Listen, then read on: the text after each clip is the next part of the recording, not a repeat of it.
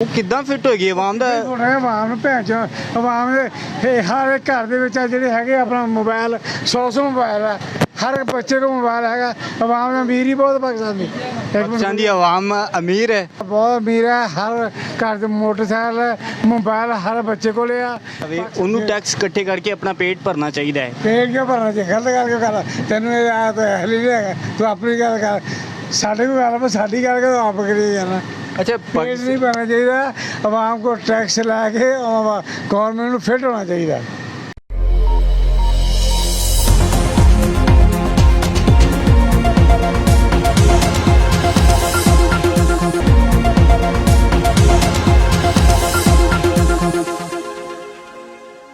आज मैं इंटरव्यूज़ किए या मैं जितने लोगों से आपको मिलवाता आया हूँ, सबकी राय यही थी कि इस हुकूमत ने या पिछली जितनी भी वफाकी हुकूमतें ने सब ने बेड़ा गर्क किया है, महंगाई कर दी है, 2 वक्त की रोटी पूरी नहीं हो रही, पेट्रोल तक परचेज़ करना हमारे लिए मुश्किल है।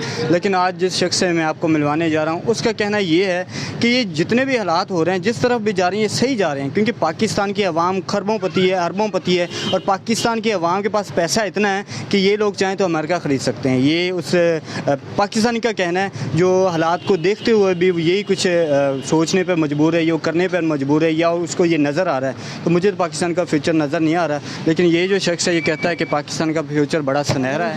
अस्सलाम वालेकुम सर, की हाल चाल? बिल्कुल ठीक है सर। बिल कितना आया इस दफ़ा? बहुत थोड़ा आया। कितना? 750। अच्छा, किस तरह तुम समझते हो कि इस दफ़ा आवाम ने बिल बहुत आए ने?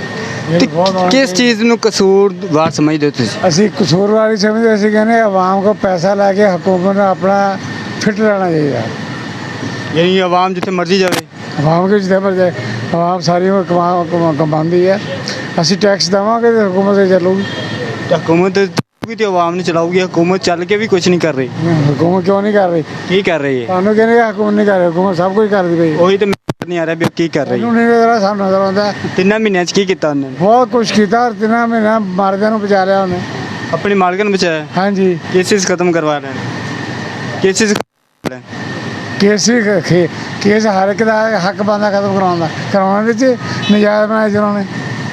इस दफ़ा आप किसको सपोर्ट कर रहे हैं? नवाज शरीफ ਨੂੰ। नवाज शरीफ ने, हजे भी नवाज शरीफ सपोर्ट कर रहे हैं? हले ਹੁਣ ਕੀ ਹੋ ਗਿਆ? ਉਹਨੂੰ ਕਰਾਂਗੇ ਤੇ ਮੁਲਕ ਬਹਿਰਾਨ ਚ ਨਿਕਲੇਗਾ। बहरान चो मेरा ख्याल होर लैके जाएगा ਤੁਹਾਨੂੰ। ਸਾਨੂੰ ਲੈ ਕੇ ਜਾਏਗਾ ਨਾ ਤੇ ਉਸ ਤੋਂ ਬਾਅਦ ਹੁਕੂਮਤ ਫਿੱਟ ਹੋ ਜਾਏਗੀ। ਉਹ ਕਿੱਦਾਂ ਫਿੱਟ ਹੋਏਗੀ ਆਵਾਮ ਦਾ? ਆਵਾਮ ਨੂੰ ਭੈਣ ਚੋ ਆਵਾਮ ਦੇ ਹਰ ਇੱਕ ਘਰ ਦੇ ਵਿੱਚ ਜਿਹੜੇ ਹੈਗੇ ਆਪਣਾ ਮੋਬਾਈਲ 100 ਮੋਬਾਈਲ ਹੈ। हर एक बच्चे को मोबाइल है। अवाम अमीर ही बहुत पाकिस्तान की। पाकिस्तान की अवाम अमीर है, बहुत अमीर है। हर घर मोटरसाइकिल मोबाइल हर बच्चे को लिया। उन्होंने टैक्स इकट्ठे करके अपना पेट भरना चाहिए है। पेट क्यों भरना चाहिए? गलत गल क्यों कर? तेन हल ही नहीं है। तू अपनी गल कर, साढ़े को गल साड़ी गल कर, आप करी जाना। अच्छा, पेट नहीं भरना चाहिए। अवाम को टैक्स लैके गौरमेंट को फिट होना चाहिए।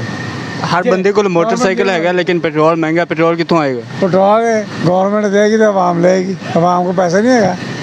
मेरे को तो नहीं है यार पैसा। पैर तो है नहीं, ताइयों वाला ही करता।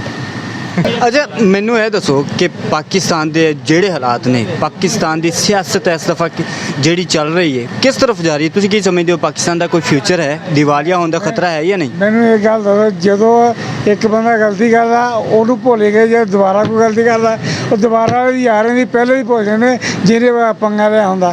नहीं, लोग कहते हैं कि मेरी गल सुनो, जिस वक्त हमजा ने लेना सी अपना हरफ लेना सी ते कुछ अदालत ही भेज के उत्थे भेज के उधर भेज के उधर भेजे, उन्होंने लोग भुल गए। हुण इन्हां बारी कहते ज्यादती करते, ज्यादती करने वाले अज तक पाकिस्तान के सब लोग जो बंदा बोलता उन्होंने सच गया जाता, चाहे जो मर्जी करी जाए। पाकिस्तान की जब फ्यूचर के सियासत मैनू जी नज़र आ रही है, एक दूसरे को उपर लैके थले लैके जाते, बस यही है। आवाम का तो कोई सोच नहीं रहे। पाकिस्तान के आवाम का हर बंदे ने अपना आप सोचना, किसी ने कुछ नहीं सोचना, किसी ने कुछ। हुकूमत की जी ड्यूटीज़ ने वो अदा कर रही है इस टाइम? बिल्कुल अदा कर दी है। पाकिस्तान बच गया, वरना दिवालिया हो जाना था। हुकूमत बल्कि जी मौजूदा हुकूमत है वफाकी हुकूमत बड़ी मेहनत कर रही हैगी। पेट्रोल महंगा होया, बिजली महंगी होगी, ये सही गल है? ये आप कह भी घर बनाने बाहरों महंगा लैके महंगा बेचना। तो 2 वक्त की रोटी पूरी नहीं होंगी, पेट्रोल कोई कौन महंगा खरीद सकता है? बंदा है जिन्हें रोटी शाम को ना खाती हो। ਇਹ ਬਾਜ਼ਾਰ ਮੈਂ ਟੂਰ ਕੀਤਾ ਹੈ ਬਾਜ਼ਾਰ ਦੇ ਵਿੱਚ ਤੇ ਕਸਟਮਰ ਤੱਕ ਤੁਹਾਡੀਆਂ ਦੁਕਾਨਾਂ ਤੇ ਨਹੀਂ ਆਉਂਦਾ, ਕਾਰੋਬਾਰ ਕਰਨਾ ਔਖਾ ਹੋਇਆ ਪਿਆ ਹੈ। ਇਸ ਹਾਲਾਤ ਦੇ ਵਿੱਚ ਕਿੱਦਾਂ ਸਰਵਾਈਵ ਕਰ ਰਹੇ ਹੋ ਤੁਸੀਂ? ਕਾਰੋਬਾਰ ਬਿਲਕੁਲ ਫਿੱਟ ਆ, ਉਹਦੀ ਵਜ੍ਹਾ ਵੀ ਇਹਨਾਂ ਦਿਨਾਂ 'ਚ ਆਮ ਵੀ ਮੰਦੇ ਹੁੰਦੇ ਹੀ ਆ ਇਹਨਾਂ ਦਿਨਾਂ 'ਚ। ਅੱਛਾ, ਤੁਸੀਂ ਕੀ ਕੰਮ ਕਰਦੇ ਹੋ? ਕੱਪੜੇ ਦਾ ਕੰਮ ਕਰਦੇ ਹੋ। ਡੇਲੀ ਦੇ ਕਿੰਨੇ ਕਸਟਮਰ ਆਉਂਦੇ ਨੇ? ਡੇਲੀ ਦੇ ਕਸਟਮਰ ਜਿੰਨੇ ਵੀ ਆਉਂਦੇ ਆ ਰੋਜ਼ ਹੀ ਦੇ ਰਿਹਾ, ਖਾਈ ਜਾ ਰਹੇ ਆ।